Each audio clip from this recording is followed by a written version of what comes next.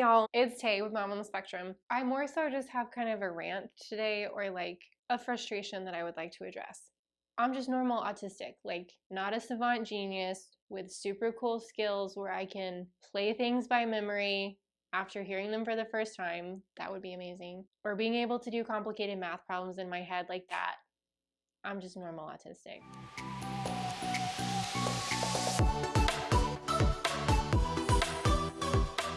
I just wanted to share that because I do think it's kind of hard to be that way, because whenever people find out that you're autistic, if that's something that you share with them, I think one of the first thoughts that some people have is like, oh, are you like a genius? There's actually a very low percentage of people in the spectrum who are savants, but because of media like Rain Man and that kind of stuff, we get the idea that there's a lot of savants who are on the spectrum, which is super cool. Like I read in a book one time that this autistic person was in a helicopter like over London for the first time, and he like got out of the helicopter and like drew a complete map of London with like streets and everything. Yeah, that's not me. I have a brain that fights me every single day. I feel like now I have to have a lot of disclaimers now, like, okay, if you're a savant, I know that you too also have challenges. I see you. But I'm saying as an average autistic person, like I don't have the cool map of London to share with you.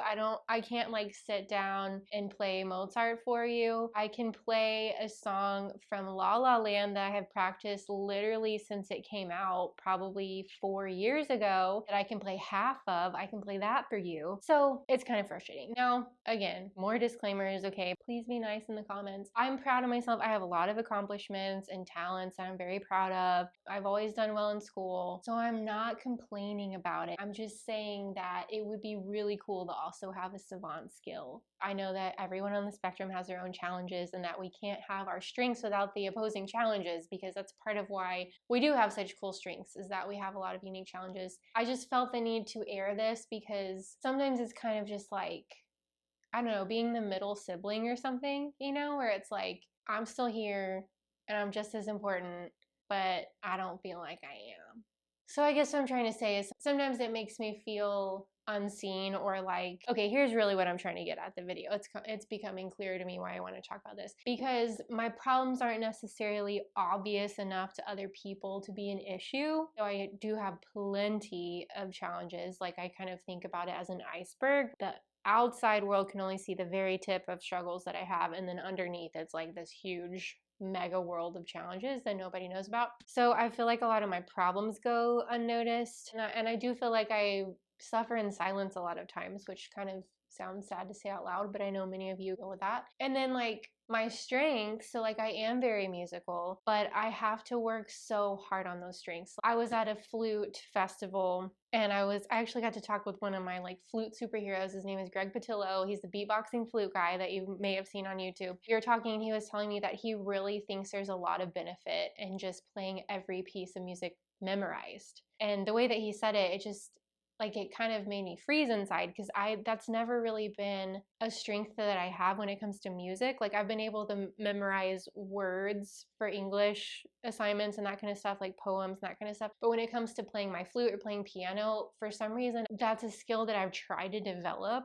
that I don't seem to have the mental capability of doing, at least in the way that I would like to be able to do it. And so to hear things like that, where it's like, oh, this is a skill that should be more accessible, and it's just not.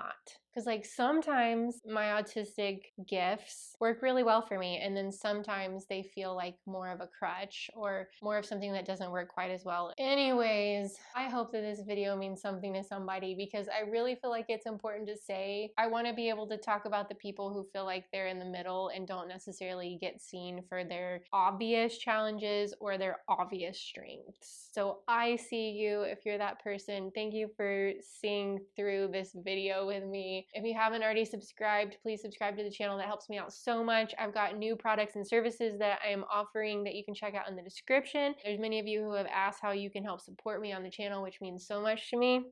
So thank y'all for the support. Check out the description for more information. Thank y'all so much for watching. Let me hear from you in the comments if you think I am totally off my rocker with this video, or if you can relate to being kind of middle of the road. So I think y'all are awesome. You're not alone. Being neurodivergent is definitely a challenge, but we are making the world more compassionate, more honest, more joyful, and more creative, and so much more. We need you. So glad you're here. I'll see you in the next video. Bye.